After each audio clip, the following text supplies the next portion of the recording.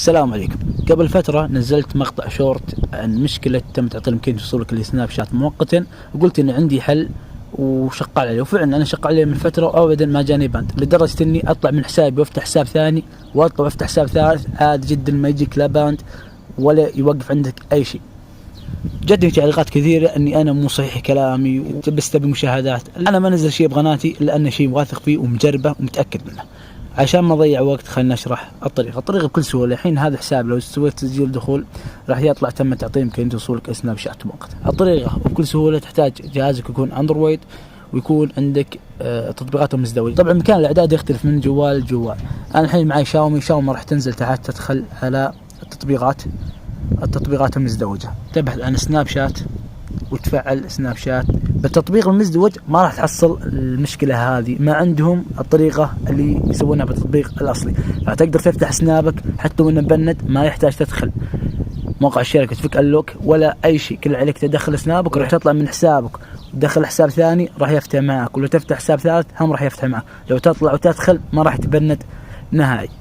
الحين فتحت سناب شات المزدوج، طبعا حسابي بالبرنامج الأساسي قال لي إن عليه باند مؤقت وما راح يفتح.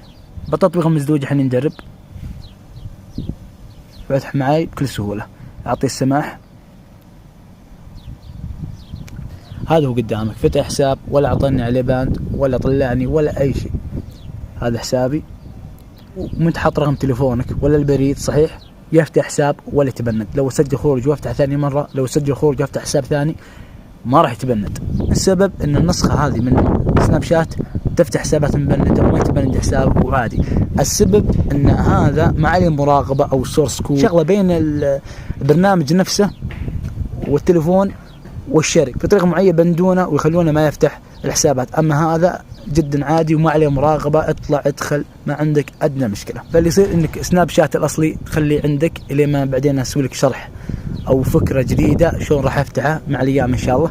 اما الحين استعمل سنابك الثاني وامورك طيبة، الثالث الرابع ما عندك ادنى مشكلة، اطلع ادخل، يعني لا تشيل هم. للامانة هذا الحل انا ظليت احاول ليه ما وصلت الحل معين، ما اتوقع حتشرح عنه ولا ادري فيه حتشرح عنه، لاني بحثت ودورت يعني ما لقيت اي طريقة تفتح حسابك الا بالطريقة هذه اللي انا ابتكرتها.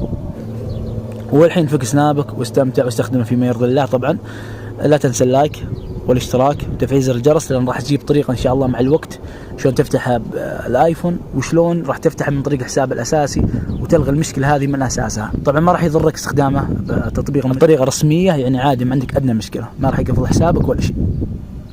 ويا الغالي لا تنسى تكتب بالتعليقات هل ضبط الطريقه معاك او لا، لان راح تواصل معاكم بالتعليقات.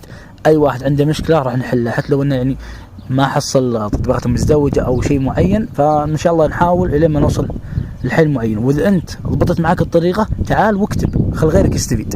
ويا اهل الايفون واهل الابل بشكل عام ان شاء الله راح اجيب لكم طريقه قريبا، لكن الان ما حصلت اي طريقه لان انا بنفسي ما مستخدم ايفون، انا مستخدم الجهاز الاندرويد. اوعدكم يعني ان شاء الله بجيب لكم طريقه باقرب وقت. خليكم مشتركين وفاعلين زر جرس ولايك وما بقى شيء على 100,000 عشان نجيب الدرع ووثق غنى. شكرا لكم، كان معكم اخوكم احمد عنزي من قناه احمد جديد.